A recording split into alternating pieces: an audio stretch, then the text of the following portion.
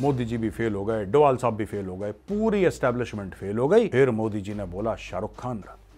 शाहरुख खान ने कतर के शेख से बोला, ए शेख क्या तुम हमारे बंदों को छोड़ सकते हो? शेख ने बोला शाहरुख ओके। यार देखो सुनो, ऐसी गलत बातें क्यों बोलनी यार, बहुत बड़ा गेम चेंजर है ये। और ये डायरेक्टली पेट पे लात मारता है चीन के, क्योंकि ये बेल्ट एंड रोड इनिशिएटिव की काट है।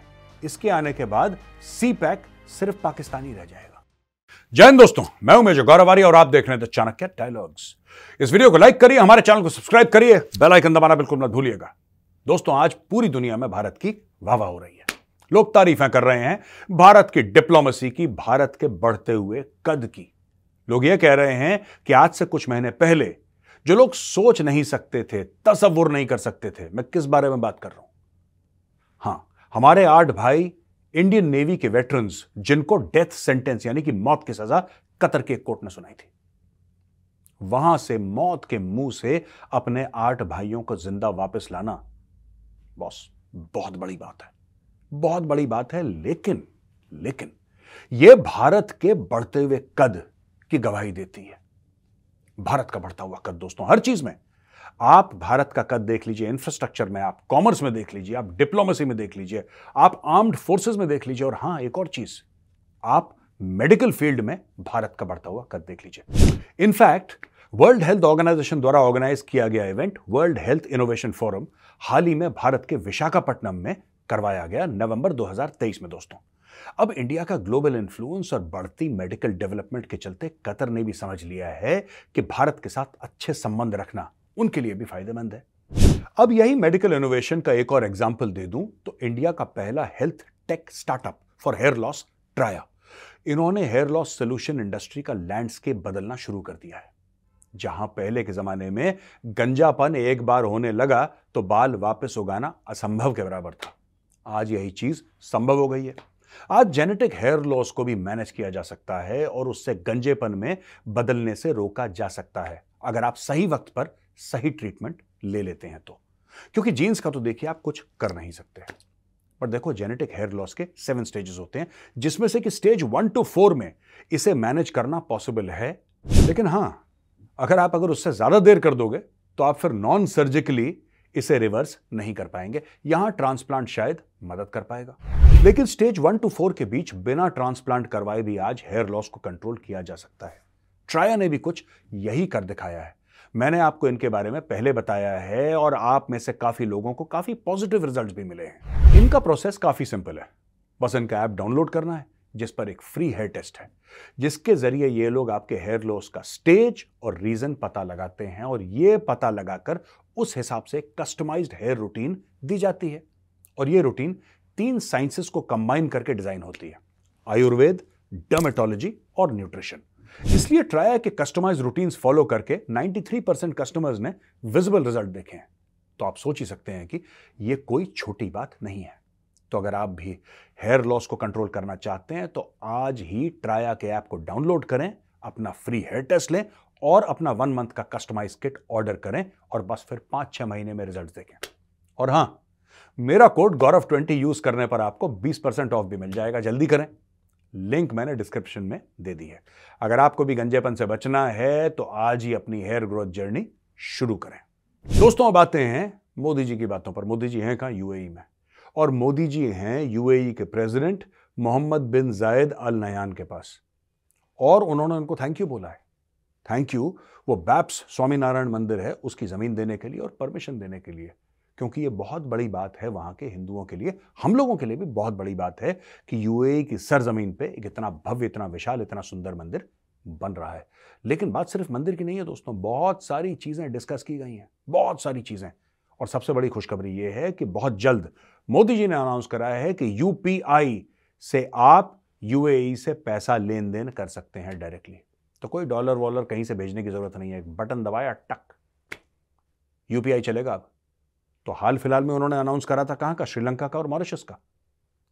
उसके पहले और देशों का अनाउंस, यानी कि धीरे धीरे मोदी जी जहां जा रहे हैं, मोदी जी इंश्योर कर रहे हैं कि भारत की सॉफ्टवेयर वहां पे, दोस्तों इसको ना सॉफ्ट पावर भी कहते हैं। जैसे योगा है, जैसे इंडियन क्लासिकल म्यूजिक है, भारतीय खाना है, उसी प्रकार से भारत की टेक्नोलॉजी है। यह हार्ड पावर नहीं है कि इंडियन आर्मी ने जाकर ठोक दिया, वो एक और किस्म का पावर है, ये सॉफ्ट पावर है जिससे आप लोगों के दिल जीत लेते हैं, लोगों को इन्फ्लुएंस कर लेते हैं। अब वहां का जो अरब है यूएई का, वो यूज करेगा भारत का UPI.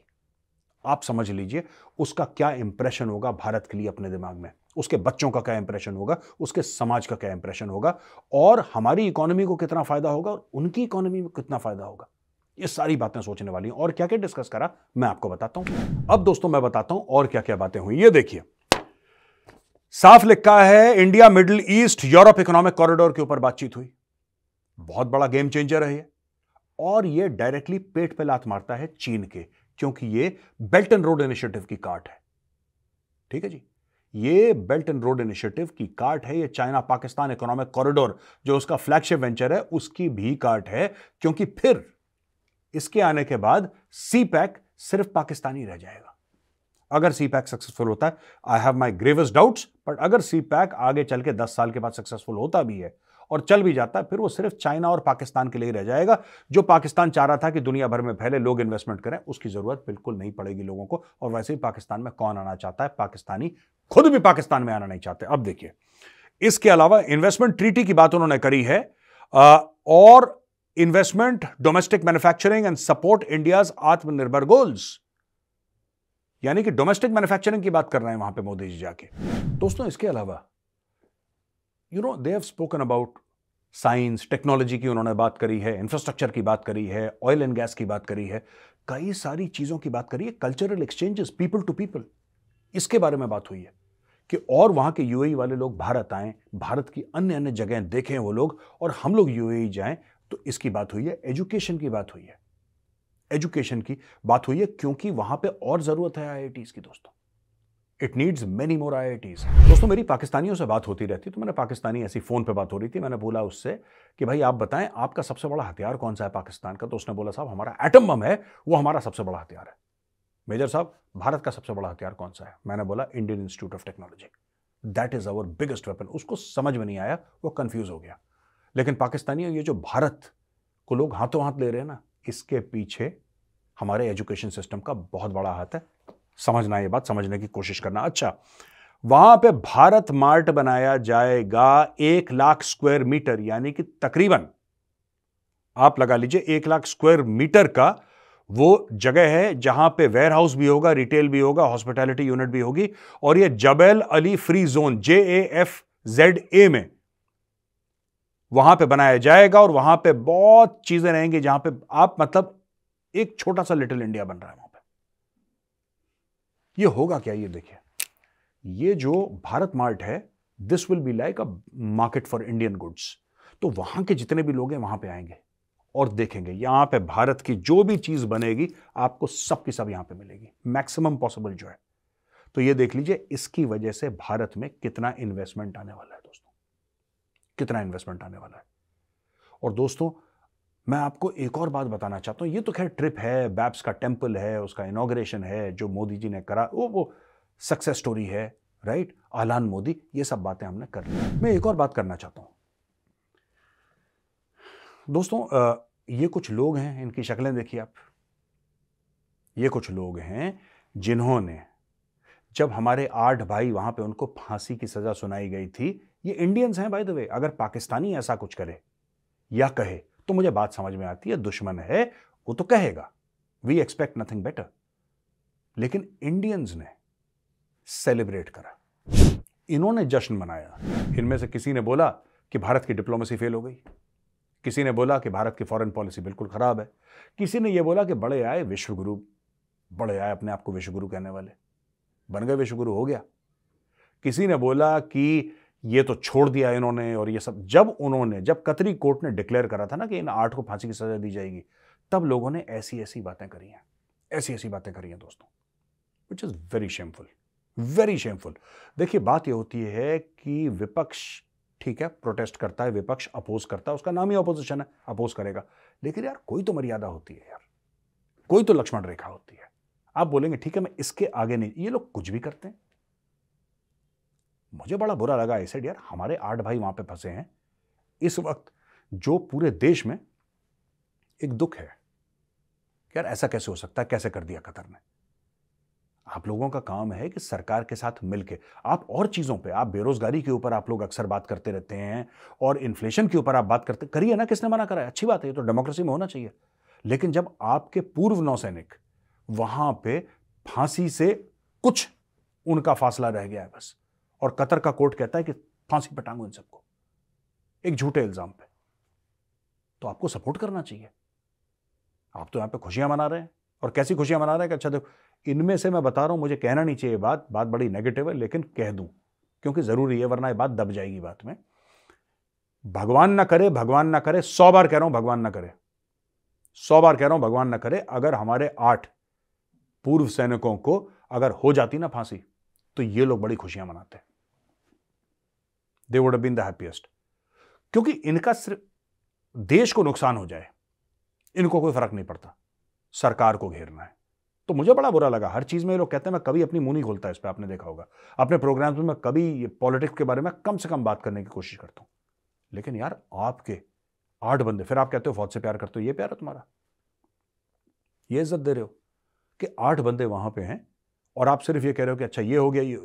You should be giving strength to the system at that time कि ठीक है, हमारी लड़ाई 1 मिनट के लिए एक तरफ करते हैं, इस मामले में हम आपके साथ हैं, बाकी मामले में हम अपोज करते रहेंगे आपको, जो आपका एजेंडा है मुझसे अग्री नहीं करते, लेकिन इस मामले में हमारे साथ हैं। इन्होंने तब साथ नहीं दिया जब लिटरली फांसी के तख्ते से कुछ चंद फुट दूर खड़े थे हमारे फौजी, क्योंकि वहीं पे फांसी दी जाती जिस जेल में वो थे,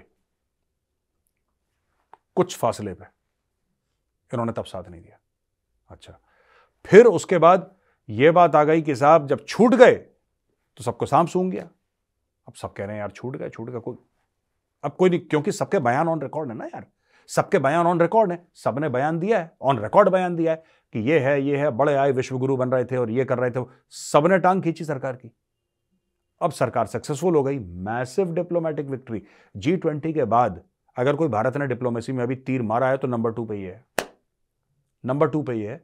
और G20 से ज्यादा मुश्किल था ये, बाय द वे, ये ज्यादा मुश्किल था। G20 तो जाहिर सी बात है, लोग आए, वहां एक फंक्शन था, ये ज्यादा मुश्किल था। एक मुस्लिम देश, शरिया से चलने वाला देश, जहां पे आरोप लगा है कि यहूदियों के लिए ये लोग जासूसी कर रहे हैं, इजराइल के लिए जासूसी कर रहे हैं, वहां पे यहूदियों के लिए कितनी नफरत है, उसके बावजूद उनको मौत के मुंह से निकाल लेना और वापस सुरक्षित भारत लाना, अपने परिवार के पास वापस भेज देना, बॉस ये बहुत तगड़ी बात है। लेकिन इसमें भी कुछ लोगों का यह कहना है कि सब फेल हो गए, मोदी जी भी फेल हो गए, डोवाल साहब भी फेल हो गए, पूरी एस्टैब्लिशमेंट फेल हो गई। फिर मोदी जी ने बोला, शाहरुख खान तुम ही कुछ कर सकते हो। शाहरुख खान गया, शाहरुख खान ने ऐसे करा, शाहरुख खान ने कतर के शेख से बोला, हे शेख क्या तुम हमारे बंदों को छोड़ सकते हो? शेख ने बोला शाहरुख ओके। यार देखो सुनो, ऐसी गलत बातें क्यों बोलनी यार, ऐसी गलत बातें। और शाहरुख खान बड़ा मैच्योर बंदा है। शाहरुख खान ने क्या बोला? शाहरुख खान ने बोला कि मेरा कोई लेना देना नहीं, मुझे पता ही नहीं क्या चल रहा है यार, और जो आए हैं लोग, मैं उनके और उनके परिवार को ऑल द बेस्ट कहता हूं, मुझे बड़ी खुशी है लोग हमारे बंदे वापस आ गए, लेकिन मेरा कोई लेना देना नहीं है। तो जानबूझ के चीजों में कीड़े डालना, जानबूझ के कीड़े डालना कि ये गलत हो गया, ये गलत हो गया, ऐसा गलत हो गया, ये इसका ये मतलब था, किसी तरीके से छोटा मोटा पॉलिटिकल फायदा हो जाए और खुद सुर्खियों में बने रहे, I don't think this is a very positive sign at all. तो दोस्तों यहां पे मेरा वीडियो होता है खत्म, और अब मैं लेता हूं आपके सवाल और जवाब। दोस्तों पहला सवाल है निष्का अरोड़ा। सर मेरा बस एक ही क्वेश्चन है कि भारत की तुलना अब पाक से नहीं करनी चाहिए, अब भारत वो जगह पर है जहां हमारी कंपैरिजन हमारे बराबर वाले देश के साथ करनी चाहिए, जैसे कि चाइना, यूएसए और यूरोप। निष्का जी बिल्कुल ठीक कह रही हैं आप, पर हम कभी भारत की पाकिस्तान से तुलना नहीं, हम तो पाकिस्तान का मजाक उड़ाते हैं। उतना तो आपको हमें लिबर्टी देनी पड़ेगी कि हम पाकिस्तान की मजाक उड़ाएं, क्योंकि अगर हम पाकिस्तान का जिक्र भी नहीं करेंगे तो फिर कंटेंट कैसे मिलेगा? कॉमेडी तो असली पाकिस्तान में चल रही है, पाकिस्तान के अलावा कॉमेडी दुनिया में होती नहीं है, पाकिस्तान अकेला बेताज बादशाह है कॉमेडी का। पाकिस्तान में कंटेंट हम कभी कंपेयर नहीं कर, एक तो कंपेरिजन होता है कि भाई भारत में ऐसा है, पाकिस्तान में, वो नहीं करना, इनके मुंह नहीं लगना पाकिस्तानियों के, इनका मजाक उड़ाना है ना। आपको भी अच्छा लगता है, हमें भी अच्छा लगता है। जलज दर्पण, hello sir, I have a question on current farmers protest going on in Delhi. What's your view on it? And Congress also joined hands this anti public movement by obstructing the roads. देखिए ऐसा है जी, मैं आपको बताता हूं कि farmer protest में मेरे 2-3 पॉइंट हैं बस।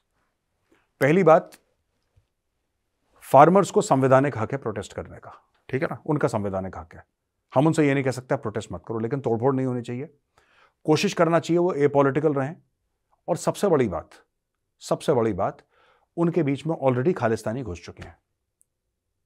ये जर्नैल सिंह भिंडरावाले के पोस्टर लेके हर जगह लगाना और ये सब करना, और बीच में गुरपतवंत सिंह पन्नू का डायलॉगबाजी करनी, वीडियो जारी करना, इसके अंदर ऑलरेडी खालिस्तानी एलिमेंट। अब खालिस्तानी एलिमेंट होंगे 1 और 2%, 1 या 2% खालिस्तानी होंगे, 98% किसान तो किसान ही है, राइट।